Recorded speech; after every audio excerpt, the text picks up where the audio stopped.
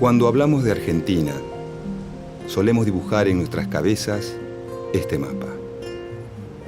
Si pensamos en cómo se formó, cómo se fue delineando el territorio nacional, siempre tenemos ese mapa dibujado detrás.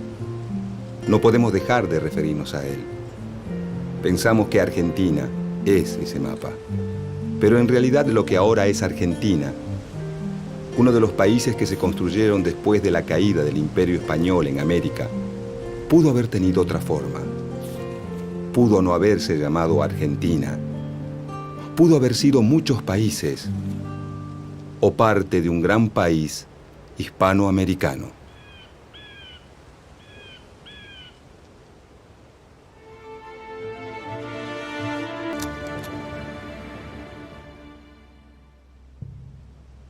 Lo que ahora se llama Argentina era el territorio ubicado más al sur de la América del Sur, que después de la conquista fue organizado por los reyes españoles en el Virreinato del Perú.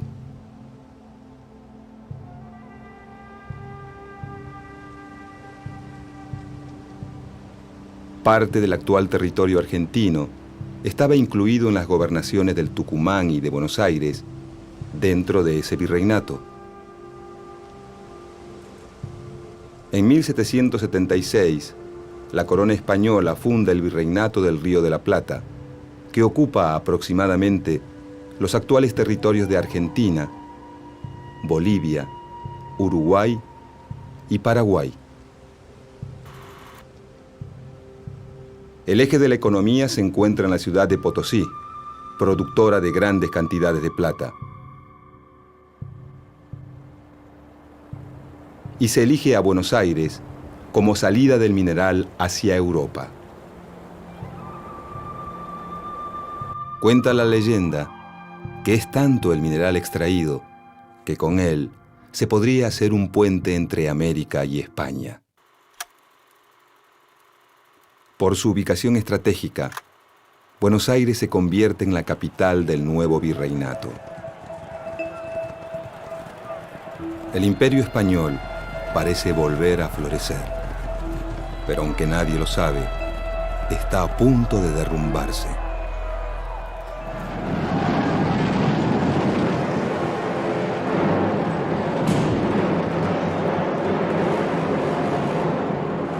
Algunas ciudades deciden formar juntas. Caracas, Buenos Aires, Bogotá, Santiago de Chile y una región mexicana llamada el Bajío expulsan a las autoridades coloniales. Mientras que México, Lima y Montevideo se mantienen fieles a un consejo de regencia español. En el Río de la Plata, la revolución se expresa en Buenos Aires el 25 de mayo de 1810.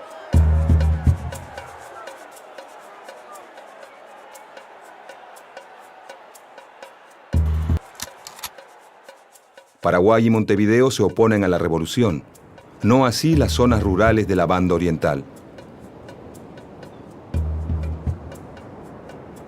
Mientras que el ejército de Buenos Aires es derrotado en Paraguay, Montevideo se rinde en 1814.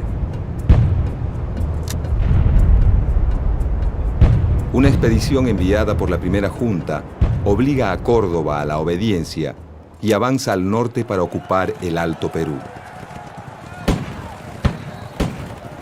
La expedición comienza con un triunfo, pero finalmente es derrotada. El poder está dividido. Durante años, ni revolucionarios ni realistas pueden pasar más allá de Salta. Para los lugareños, la guerra se convierte en algo cotidiano, en el centro de sus vidas. Entre 1812 y 1815, diferentes grupos patriotas impulsan cambios políticos, aunque no se animan a declarar la independencia.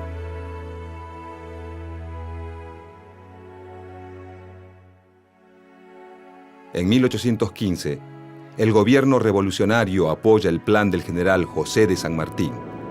atacar a los realistas en Chile y avanzar sobre el Perú.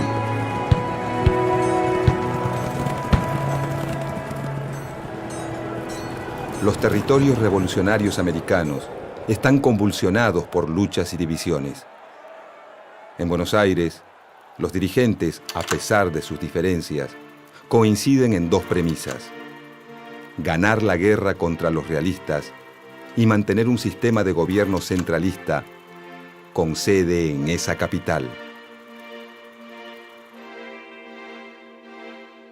El líder revolucionario de la Banda Oriental, Gervasio Artigas, en contra del centralismo porteño, propone un sistema confederal en el que todas las provincias tengan igualdad de condiciones. Artigas es respaldado por Entre Ríos, Corrientes, Santa Fe, la zona de las Misiones, la Banda Oriental y, durante un breve periodo, Córdoba. Para 1815, el territorio revolucionario en América está dividido en dos. El virreinato del Río de la Plata se mantiene en poder de los revolucionarios. México, Nueva Granada, Venezuela y Chile caen bajo el poder realista.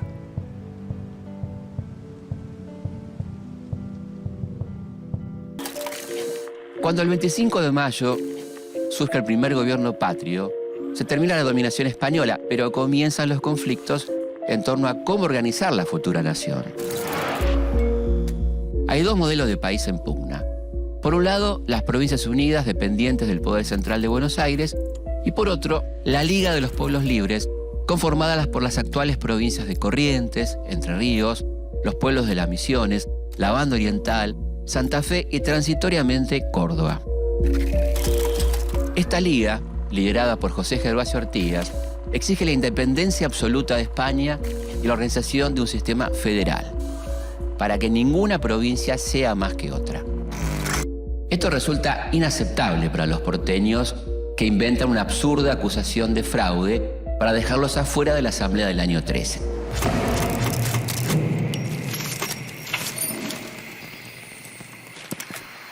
A pesar de que no se logra declarar la independencia y crear una constitución, la obra de esta asamblea es muy importante. Se crean, por ejemplo, el escudo, el himno, la moneda nacional, y se define el 25 de mayo como fecha patria. Pero también se declara la libertad de vientres y la eliminación de los títulos de nobleza. Se libera a los indígenas del pago del tributo, se deroga la Inquisición y la tortura y se pone fin al tráfico de esclavos. En lo político, los porteños dan un paso más en la concentración del poder.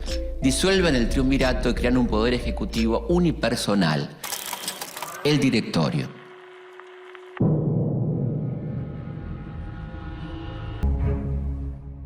Mientras San Martín da sus primeros pasos para la liberación del continente, de este lado de las cordilleras, las provincias recrudecen sus enfrentamientos. Los conflictos entre los porteños centralistas y la Liga de los Pueblos Libres no para de crecer. Los porteños le ofrecen varias veces a Artigas una tregua. Le prometen el reconocimiento de su autoridad si abandona la idea de integrar la Banda Oriental con el resto de las provincias. Pero el caudillo responde siempre que no. Artigas no busca la autonomía de su provincia, la Banda Oriental. Él lucha por la unión de todas las provincias bajo el sistema federal. En 1811, poco después de que estalle la Revolución de Mayo, Artigas y sus gauchos extienden el grito emancipatorio a la Banda Oriental. Buscaban dar forma a una nueva nación libre e independiente, con una constitución propia. Pero las diferencias entre Buenos Aires y el resto de las provincias eran cada vez más evidentes. Durante la Asamblea General Constituyente, el bando porteño, encabezado por Carlos María Alvear, se negó a aceptar a un grupo de diputados que respondían al caudillo oriental José Gervasio Artigas. El proyecto revolucionario se dividió en dos. Por un lado, los que pregonaban los intereses exclusivistas de Buenos Aires y que poco a poco perderían toda influencia en las provincias. Por el otro, la Liga de los Pueblos Libres. Las instrucciones de Artigas eran claras. La nueva nación debía ser independiente, republicana y federal. Debía promover la libertad civil y religiosa, incluir a los pueblos originarios y garantizar los derechos de los más humildes. La propuesta era una amenaza para el centralismo porteño. A mediados de 1815, convocados por Artigas, se reunieron diputados de las provincias de Corrientes, Entre Ríos, Córdoba, Santa Fe y la Banda Oriental. Fue en Arroyo de la China, que luego se llamaría Concepción del Uruguay. El 29 de junio firmaron la Declaración de la Independencia, la primera en territorio del Río de la Plata. Un año antes que el Congreso de Tucumán, Artigas había sentado los fundamentos de la patria grande y federal. Caudillos tan importantes como el entrerriano Francisco Pancho Ramírez y el santafesino Estanislao López lo acompañaron en esa primera manifestación del federalismo. A 2 siglos de su creación, el sueño de los pueblos libres sigue más vivo que nunca y se esparce por todo el continente. En 1816, el sistema revolucionario rioplatense supera una etapa crítica. Se reafirman los vínculos entre el interior y Buenos Aires, pero mantienen el enfrentamiento con el litoral.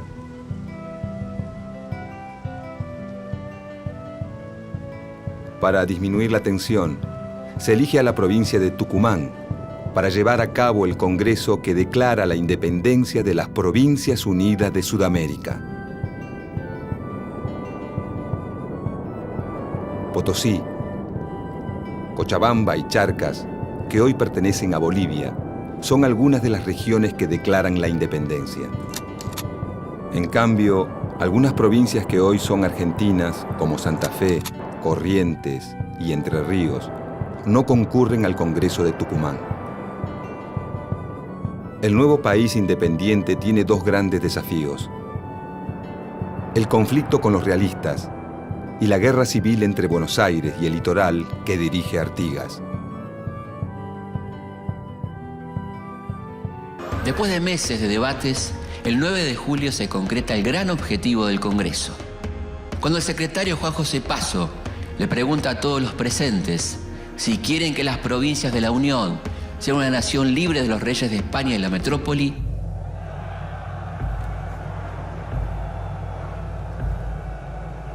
todos los diputados aprueban por aclamación.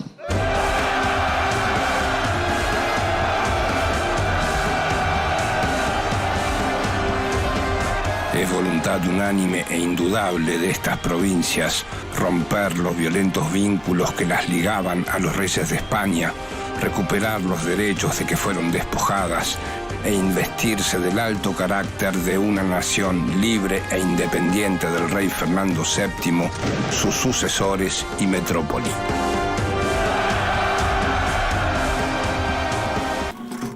La Liga de los Pueblos Libres preocupa tanto a los porteños como al rey portugués en Río de Janeiro. Si las ideas democráticas del artiguismo se difunden, podrían levantar a los esclavos brasileros. Para terminar con la amenaza artiguista, los portugueses avanzan con sus tropas sobre la Banda Oriental. Artigas se defiende como puede. Aunque pide ayuda en muchas ocasiones, Buenos Aires no hace nada. Todo lo contrario. Los porteños aprovechan el momento de debilidad e intentan recuperar el control de otras provincias artiguistas. Envían expediciones para controlar Santa Fe y Entre Ríos, pero fracasan.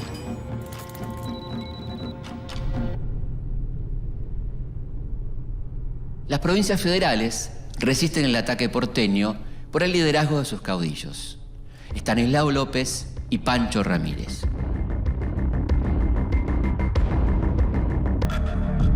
Ante la amenaza de una invasión, el directorio convoca al único ejército organizado que tiene, el Ejército de los Andes.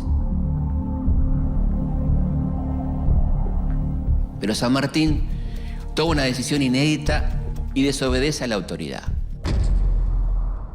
Se niega rotundamente a derramar sangre de sus hermanos cree que la lucha que hay que librar es contra quien amenaza la libertad: la corona española. La negativa de San Martín deja a Buenos Aires indefensa. El ataque de las montoneras federales es inminente. López y Ramírez unen sus fuerzas y avanzan hacia Buenos Aires. En la cañada de Cepeda, a las afueras de San Nicolás, se encuentra con las tropas porteñas.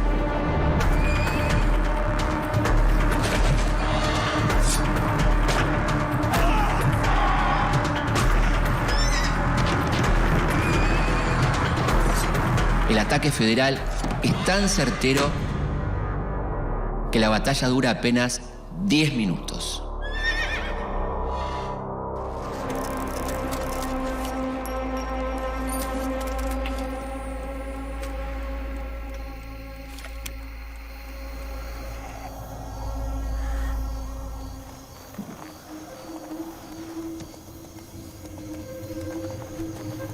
Tras el triunfo, los caudillos llegan a la ciudad. En la Plaza de la Victoria, ata sus animales a la reja de la pirámide, en un gesto humillante hacia la poderosa Buenos Aires.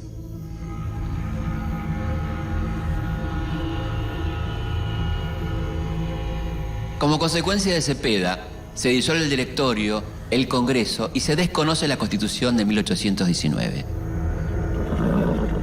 Ya no existe más un gobierno central en las Provincias Unidas del Río de la Plata. Unas semanas más tarde, López y Ramírez firman el Tratado del Pilar con el nuevo gobernador de Buenos Aires. Entre otras cosas, este pacto establece el fin de las hostilidades entre las provincias de Buenos Aires, Santa Fe y Entre Ríos. El tratado no declara la guerra al Imperio portugués, lo que significa dejar sin apoyo a Artigas.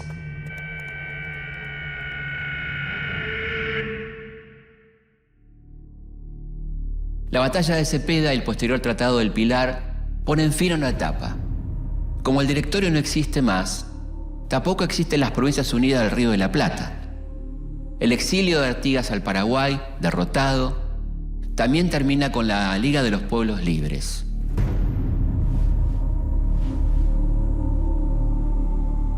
Los dos modelos de organización del país fracasaron. Comienza la era de las autonomías provinciales. Mientras las provincias comienzan una prolongada guerra civil, San Martín arriba suelo peruano para continuar con su plan de liberar al continente del dominio español.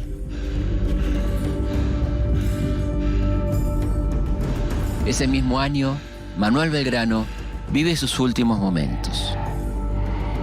Abatido por graves problemas de salud y casi sin dinero para mantenerse, muere en el olvido el hombre que dejó todo por nuestra libertad. Con su muerte, se apaga la llama de la Revolución de 1810.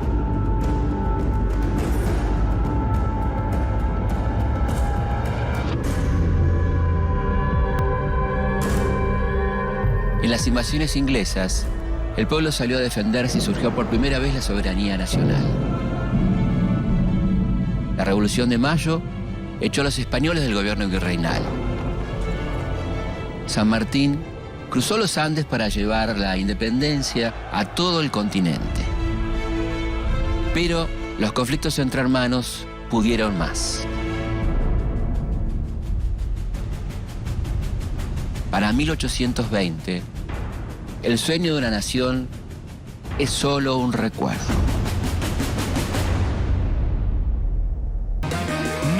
Los representantes de las Provincias Unidas en Sudamérica, reunidos y reunidas, declaramos la independencia y la soberanía de las Provincias Unidas. ¡Que había! ¡Sí! ¡Viva Argentina! ¡Argentina! ¡Argentina! ¡Dame la A! ¡Dame la R! ¡Dame la G! ¿Quién es Argentina? ¡Oh, y así se llama el país! ¿Qué, todavía no le pusieron el nombre? Sí, Samba, se llama Provincias Unidas del Sud. Somos americanos y peleamos por la libertad de América. ¡Ay! Con Samba les tenemos otra buena noticia. ¿Cuál? Pudimos hablar con Artigas, Oh. ¿Y qué dijo? ¿Qué dijo? ¿Qué dijo? ¿Qué dijo? que está dispuesto a hacer las paces ¡Bravo! ¡Viva! si lo ayudamos a pelear contra los portugueses. Bueno, prefiero los portugueses antes que Artigas. Sí, Artigas es grande. Que se las arregle solo.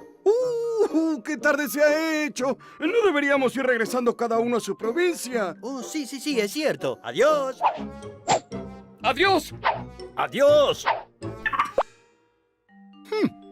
A mí me han asignado el ejército del norte y debo ir a combatir al capitán realista. ¿Qué? ¿No vamos a ayudar a Artigas? Si seguimos peleados entre nosotros, nunca vamos a ganar. Tienes razón, Samba, pero no es tan fácil. A ellos los invaden los portugueses y nosotros debemos pelear contra los españoles. Hoy debemos defendernos por separado, pero quizás en un futuro podamos luchar unidos. Nuestra última esperanza es que el plan de San Martín de liberar América por Chile y Perú funcione.